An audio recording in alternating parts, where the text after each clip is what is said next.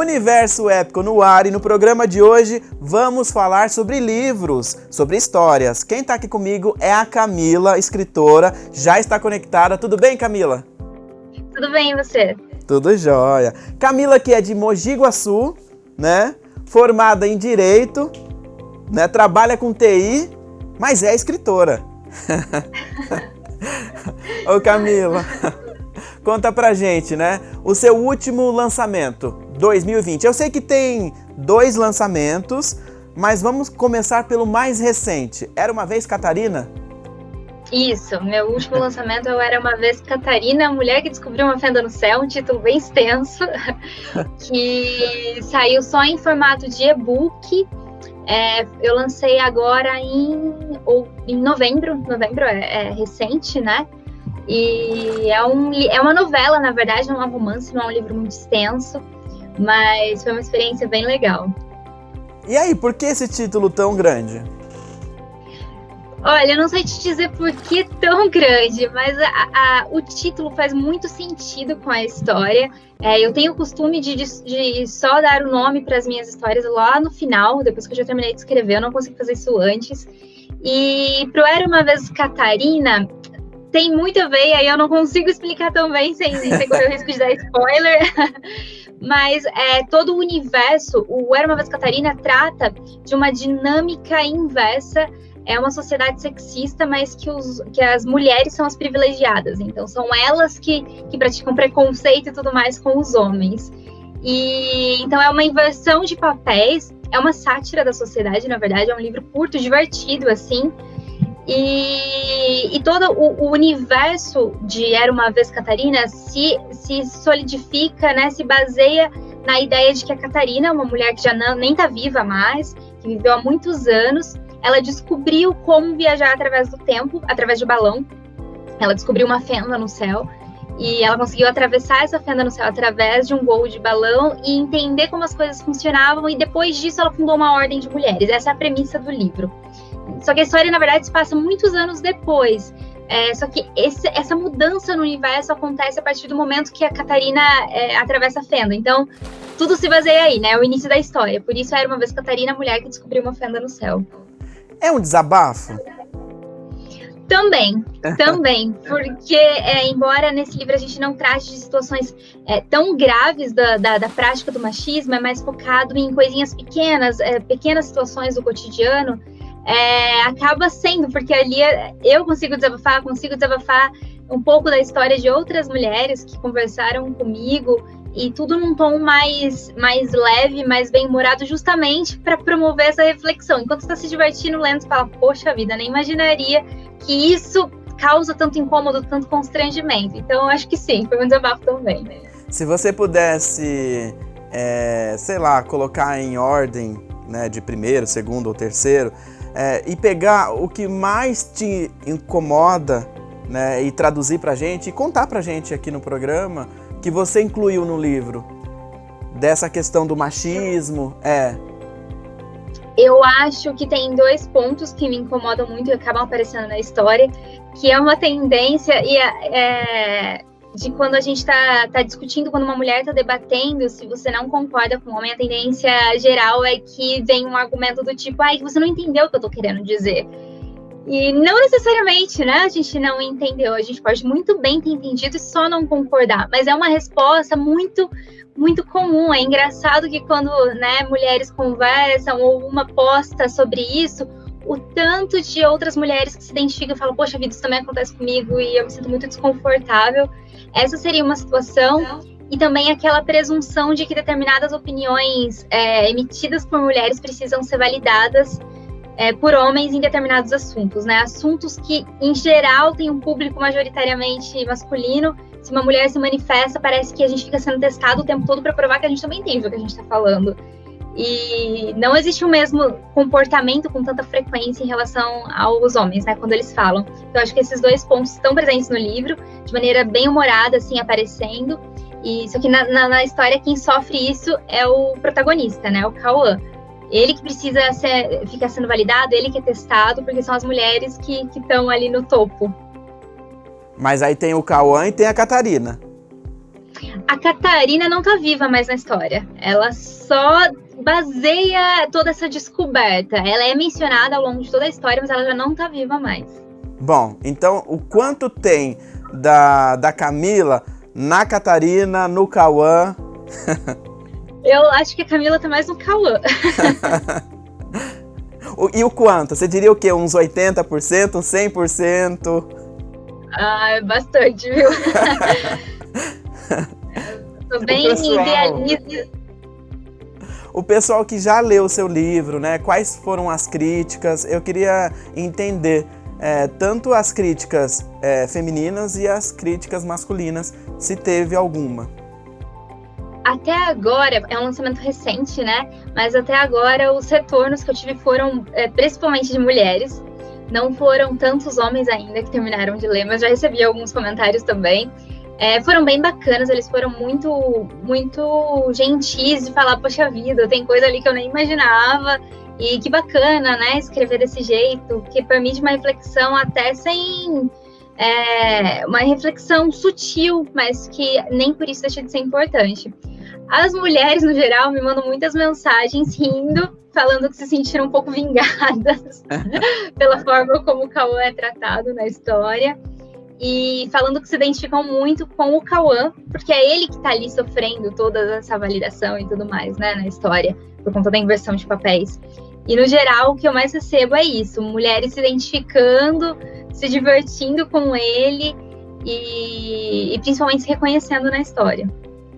É um tema que acho que, infelizmente, ainda a gente vai conviver por um bom tempo, né? Então, é um livro que pode vir outras histórias, uma parte 2.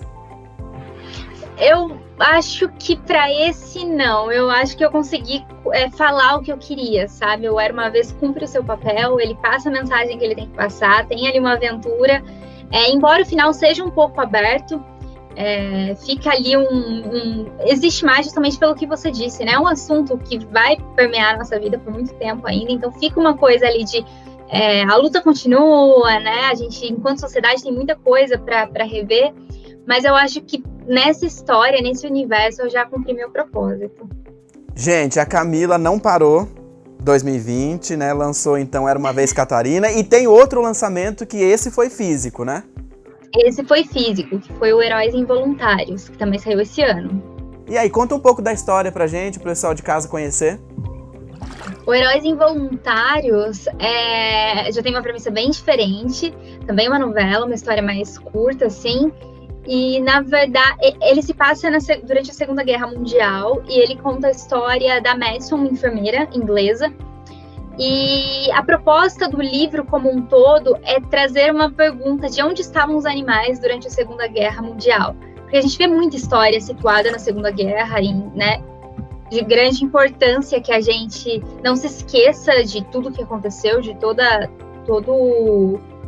a maldade que foi nesse período, mas a gente pouco comenta sobre os animais, e eles existiam nessa época, né? Então, o que aconteceu com eles? Eles também sofreram, eles foram treinados para a guerra, eles foram esquecidos, abandonados, porque a história parece ter abandonado os animais, né?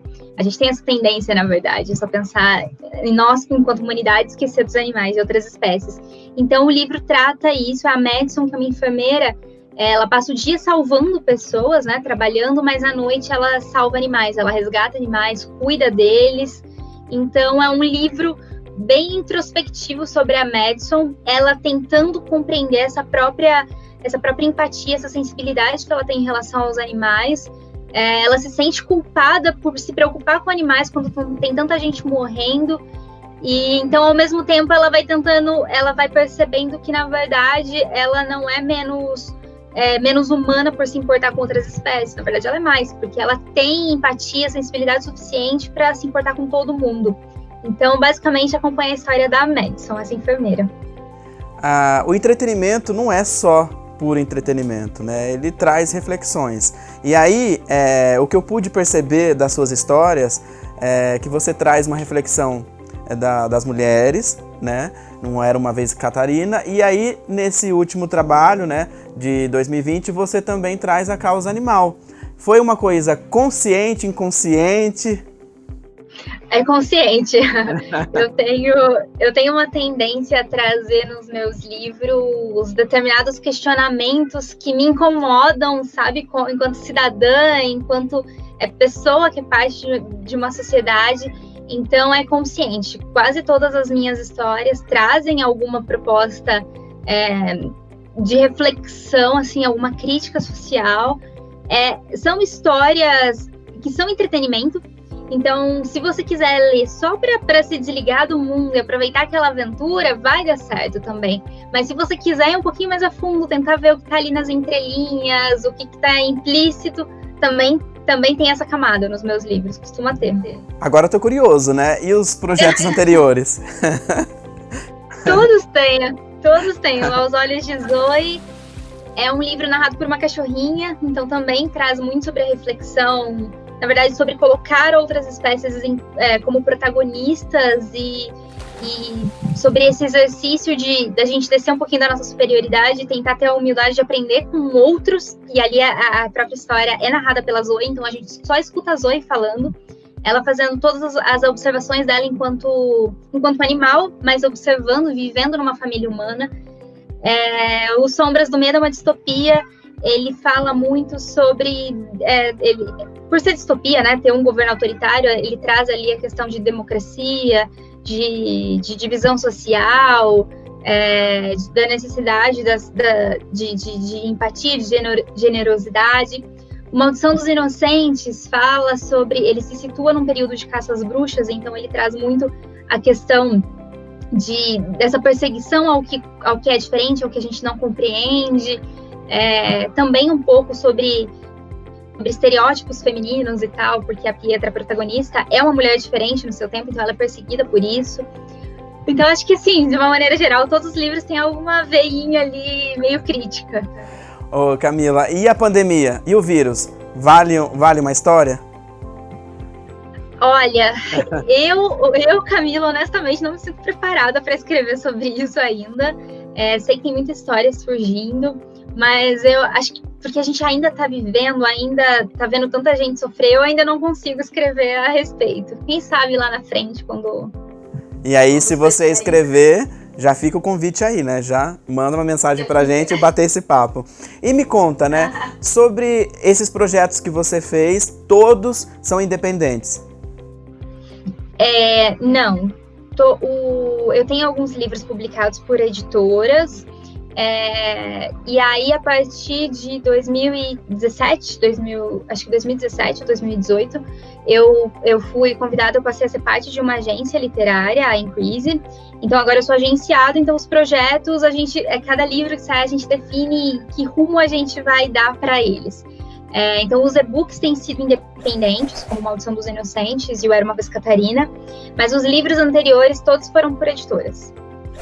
E como que faz para trabalhar no meio da pandemia, para divulgar? Porque antigamente o escritor tinha a possibilidade de fazer um book tour, viajar por outras cidades, fazer eventos. Agora não mais, né? Fica só restrito à internet? As feiras, os eventos literários que sempre ajudavam muito, né, na divulgação dos livros, de estar em contato ali com o leitor, de falar sobre o seu livro. Infelizmente, esse ano não estão sendo possíveis, então a gente ficou mais limitado mesmo, um trabalho muito mais remoto de divulgação na internet, e isso acaba dificultando um pouco, de fato, mas todos nós, né, em todas as profissões, tal, inclusive os artistas, os escritores, tivemos que nos adaptar, e essa foi uma das adaptações que o escritor precisou encontrar durante a pandemia. E aí, você já tem projetos para 2021? Como é que tá aí? Eu sei que você trabalhou bastante em 2020, né?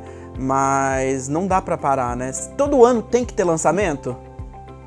Não necessariamente, mas a gente se esforça bastante para que todo ano tenha, para a gente manter um padrão ali para os nossos leitores, né, para a nossa base de leitores, sempre ter uma história nova, porque as pessoas que acompanham o nosso trabalho, elas querem justamente novas histórias.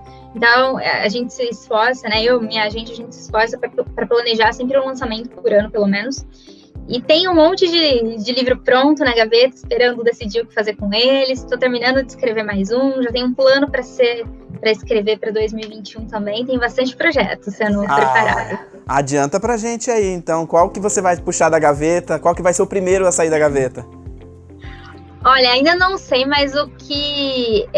tenho duas possibilidades muito grandes. Eu tô terminando de escrever um romance policial, que tá sendo uma experiência muito legal. Tô me divertindo muito escrevendo, porque é um gênero que eu amo, eu consumo muito, mas até eu nunca tinha escrito, então tô gostando muito da experiência. E eu também tenho um livro, Aos Olhos de Zoe, que foi publicado em 2016, foi meu segundo livro. Ele passou por um processo de reescrita depois, né, desses anos, para amadurecer um pouco melhor o texto, e a gente tem um plano de tentar relançá-lo o ano que vem. Então, Camila, acho que esse é um dos projetos. Pessoal de casa tá curioso e quer acompanhar o seu trabalho, então agora, anota aí. Ela vai passar as redes sociais, vai passar site, como é que faz para encontrar os livros dela? Bom, a minha principal rede que eu mantenho o maior contato mais próximo com os leitores é o Instagram, que é o @cami_pellegrini. Também tem o Facebook, Camila Pellegrini, meu nome mesmo, e o site ainda está em produção. Então, por enquanto, as redes sociais são as melhores formas de me encontrar. Perfeito. Adorei bater esse papo com você, de conhecer a sua história, os seus livros. E assim que passar a pandemia, aí você vem de Mogi Guaçu aqui passar um tempinho com nós no estúdio, bater um papo aqui presencial. Combinado? Combinadíssimo, adorei. Obrigada. Camila, um super abraço então. Toda vez que tiver novidade, liga pra gente, tá bom? Combinado. Muito obrigada. Até logo, então. O Universo Épico fica por aqui. Na próxima semana tem muito mais. Tchau, tchau.